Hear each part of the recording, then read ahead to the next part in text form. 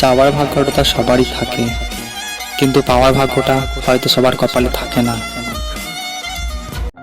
শুধু একটা নির্দিষ্ট মানুষেই আটকে থাকা অজস্র অনুভূতির মিছিলে ওই একজনের জন্য অপেক্ষা করার এই বিষণ্ণ সুন্দর অনুভূতি সবাই অনুভব করতে পারে না। যার পেয়েও ভালো নেই, তার চাইতে না পেয়েও কল্পনায় কিছুটা সুখ খুঁজে নিয়ে যারা কাটিয়ে দিচ্ছে বছরের পর বছর, তাদের জন্য ভালোবাসা কিংবা রূপকথা ওই মানুষটাই। কারো গল্পে সে মহানায়ক, আবার কারো গল্পে ওই মানুষটা হয়েই থেকে যায় যাকে ভালোবাসা না গেলেও কখনো ঘৃণা করা যায় না। অবহেলায় মানুষ ভিতর থেকে মরে যায়, অভিমান জমতে জমতে একদিন পাহাড় হয়।